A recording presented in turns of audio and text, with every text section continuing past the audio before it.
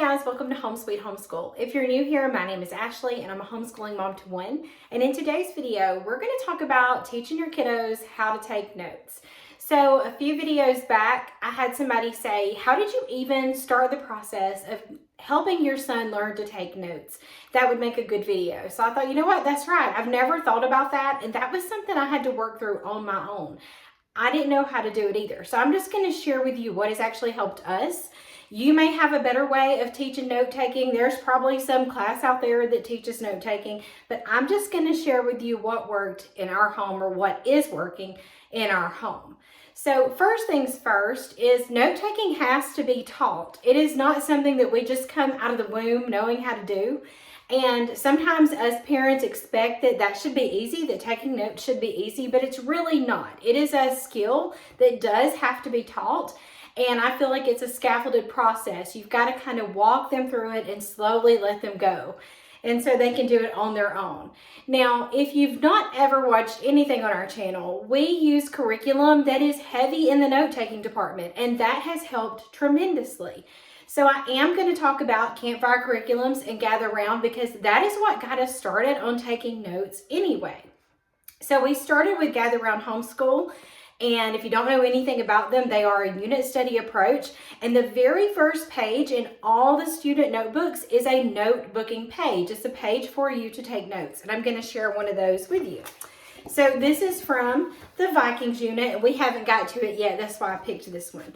So the note-taking pages are going to vary every day. Now they're going to have some things that are going to look very familiar, but they are going to vary. And the great thing about these note-taking pages is they are set up depending on the level of your child. So you're not going to have the exact same notes, like your 10-year-old is not going to have the exact same notes as maybe your 6-year-old, because note-taking looks different for everybody. If you went in a college classroom and you looked at my notes compared to the person beside me, they would probably look very different because everybody has their own style. We just mainly want to show them what note-taking is and how to take notes, and then they're going to develop their own style, and we need to remember that.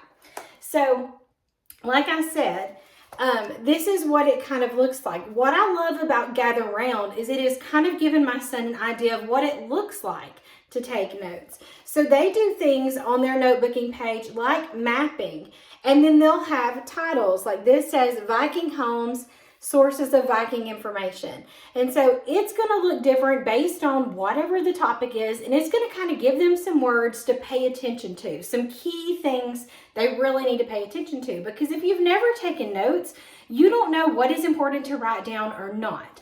And so that's why I appreciate curriculum like this that kind of sets it up for them. So if you're looking for something like that, you need it to be set up for you, then you may want to head to one of these curriculums I'm talking about just to get an idea of it. Let me show you one more page. So that was lesson 1.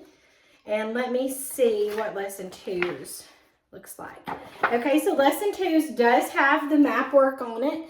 But now you've got a question, so they have to respond to a question. And then this is Viking ship construction. So they're going to draw and write some things. And this is all about Viking ships. So it looks very different based on the lesson and what they want them to pull from there. So I do appreciate something like this that already has it set up. But I will say this, just because you hand your child a sheet that's already set up like this, doesn't mean they're going to know what to write down. So you do have to do a little bit of hand holding at the beginning. You may want to get a whiteboard where you go ahead and take notes along with the lesson, and your kids can copy that information down onto their paper. If you want to, you can even ask them, what do you think we should write down? Take their words, put it on the whiteboard, let them write it down on their paper. And of course, if they're younger, they're not going to write everything. You may say pick 1 or 2 things you want to write on your paper.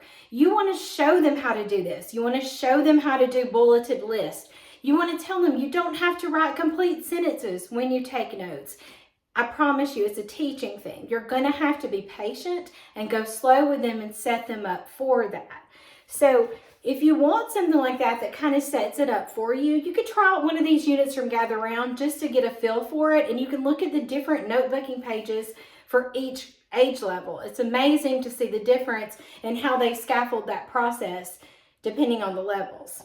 Now, the other unit studies we use are Campfire curriculums, and they actually have a unit that in their core connections specifically teaches a way to take notes. But I will say this, all of their other units encourage your children to take notes because there aren't worksheets that come along with Campfire. So throughout the units, your kids will be prompted to draw something or to answer something or to write something down that's important and they want them to remember. So Campfire has a great way of prompting them and giving them an idea of what could go in their spiral notebook or on their sheet of paper, whatever you're choosing to notebook with. But the one that you might want to get if you want to learn a style of notebooking and you want to be walked through the process with your child is through the eyes of a zoologist. The core connections in this unit teach note-taking. The language arts part is all about note-taking. It tells them how to set up their paper, what should go on their paper, like in each place, and it really gets them set up for taking good notes. Now, we did this through the unit, but my son he's developed his own style now, so he doesn't use this, but he has this in case he needs it. So they do show you how to set up your paper. It kind of reminds me of like Cornell Notes or a Cornell notebook, where you have your topics on the side, your information in the middle, and you write a summary at the bottom, a summary of what you learned. And so I just set up all of his pages so that as we were doing the unit, he could take notes the way it was teaching him. So this is a good option if you're wanting to learn how to take notes and how to walk your kids through it. This zoologist unit would be perfect for that, okay? So, but like I said, any of their units are going to prompt your kids to write in a notebook. So either way is fine. Now, we do a mixture of two things. So we do some notebooking and we do some actual note-taking. To me, notebooking is the product, like when you're finished, where you add to it and you write what you learned. And to me, note-taking is what you do as it's happening. So we kind of do a mixture of both. I don't know what you'd call that, but that's what we do in our home. We do a mixture of both. And we like to use the School Next notebooks. Now, do you have to use these? Absolutely not. This is just what we had. I purchased them last year and we just kept using them. A spiral notebook, a piece of computer paper, any of that works. It really doesn't matter. The main thing is that your kids are putting their learning down somewhere and they're doing it in a way that makes sense to them. Now, when I take notes, I'm more of a doodler. I love to use different colors. I love to highlight. I mean, that's my style. My son's not like that. He wants a pencil and a piece of paper and he writes the stuff down and that's it. He's a no-nonsense kind of guy. He's not like me. I make it very complicated. So anyway, this is what we use. And I've shown these notebooks before, but this notebook is a combination of notebooking where we add pictures and he writes about what he did or he draws something. Or this is what I'm talking about with Campfire. They wanted them to draw where the Marconi operator was, where the other ships were. They were prompted to do this. And so that's how he knew what to draw in his notebook. And then these were some questions that made him think about what he had just read, and he had to write his answers and responses to that. So that's our form of note-taking with Campfire. And then these are just other things, you know, from Campfire that he was prompted to do. And then we also add pictures and things. Now, so like I said, you are prompted. Like there's experiments and then what we did that day. But what we're doing now, as far as note-taking goes, is we are doing we're actually finishing U.S. History 3 from Gather Round. And so I wanted to help him take notes. And we did not have the student notebook because I bought the U.S. History 3 used, and then I would have to, like, by the time I buy the student notebook and have it shipped from Canada, it was going to be like $40, and I went up for that. So I was like, I'll just make my own. So what I did to get him started was go ahead and set him up a page for key things to listen to. So those were the bright words, like sectionalism versus nationalism. And then unity, and we were going to fill in the blank. So going ahead and putting the major topics, the things you want your kids to be listening out for, or do things like where they have to fill in the blanks so they know what they're listening for. This is a good way to hold their hand a little bit to help them know how to take notes. And I did the same thing here. This was like lesson 2. I put some vocabulary on there. This is conditions on the Oregon Trail, and we were working on doing a bulleted list of things. And this up here is the Great Migration, where I'm just trying to teach him to take little bits of information, not full sentences, little bits of information so that he can remember what the Great Migration was. And that's how I did, throughout the whole thing. This one we did a little more fill in the blank. And that's fine. I did get him to draw a picture here. And then here he was writing about the Indian Removal Act. And I just added color to make it a little more fun, to show him that there are different possibilities of ways to take notes. Okay? So doing it like that is one way you could do it. Section it off so they know what they're listening for. Add in some fill in the blanks so you're holding their hand a little bit. Listen for this so you know what to fill in. And teach them how to do bulleted notes and how to not write complete sentences. So that's exactly what we've been doing throughout this. And then here, like, I got him to draw the California gold fields, and then we just took some notes under each of the headings. And so that's what we have been doing for history. And then in science, I did something a little different. We were using a different science curriculum. So when we first started, I wrote all the things I thought were important. And as we were reading the lesson, he would just kind of follow along, look at my notes, ask me questions about them, and he would use these to answer the questions at the end of the chapter and on the quiz. And so we did that for a bunch of lessons. I was just kind of showing him, this is what you do. You take the main topic. If they talk about characteristics, you write them down. This is the whole thing about valence electrons, showing him that you can doodle and you can make it cute if you want to. And then as we went a little further, like this is all about hydrogen. But then when we got to oxygen, I said, okay, now you're going to have to start filling in the blanks. I gave you the notes to begin with, but now I want you to be listening for those key things. And so that's what I did. I just took the information I wanted to know and left some of it blank, so he had to listen and fill in. And so that's what we kept doing until he got the hang of that. So we did this like 4 or 5 times, 4 or 5 lessons, maybe even more than that now that I'm looking at it. Yeah. So then by the time we got to lesson 18, now you're going to notice a big difference between the way I take notes. Look at all these colors. I've got colors. That's some things he had to draw, but I'm doing colors. These are my son's notes. Do you see? They're nothing fancy, but they're meaningful to him. So this was lesson 18 on chemical equations. He took some notes. This is on endothermic and exothermic. You probably can't even hardly see it because it's just done in pencil.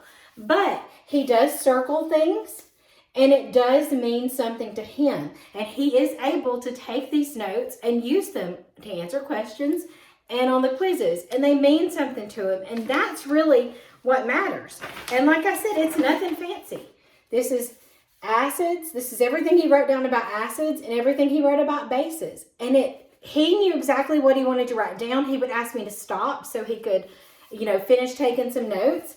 But that's what his notes look like.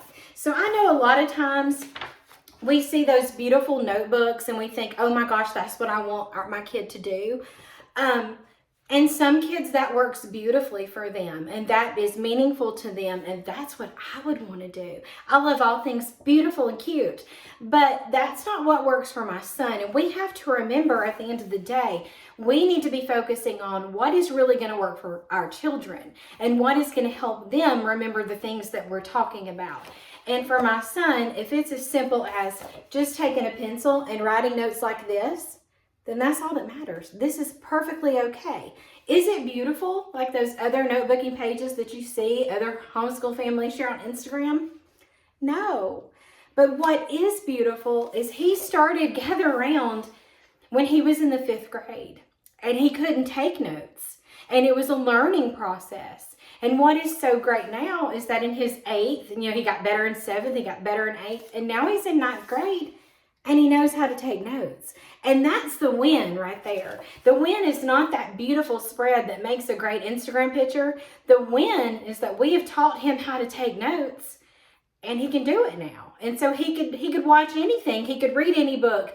He could take a textbook. He could watch a video, and he would be able to take notes because we started that process and we held his hand along the way, and we got him to where he can do it on his own. He doesn't need me to do all of the stuff for him anymore. He has learned how to do it. And in the end, that's what we want. We want them to know how to do it. I'm sorry, I don't know why my voice cut out. We want him to know how to do it, and that's the important part. It's not a pretty picture on Instagram. It's, oh my goodness, he knows how to take notes. And that is the result that we're going for. So definitely check out the zoologist unit from Campfire if you want to learn how to take notes. And again, Gather Round is what got us started on this note-taking journey, and it's really helped us build how to take notes. And then these School Nest notebooks, we love them. I do have them linked if you want to check them out. I really like them, but a spiral notebook works absolutely fine too. So if you have any more questions about note-taking or really anything else about homeschool, definitely drop those down in the comments because I love chatting with you guys. Also, if you have any other requests for videos, I'm always open for that because I do have an only child, I have a high schooler. Just whatever questions you have, or if you're like, I really need a video on whatever, let me know because I'm kind of at a point where I don't really know what to talk about. So definitely let me know. Make sure you subscribe if you haven't done so. And as always, thank you so much for watching.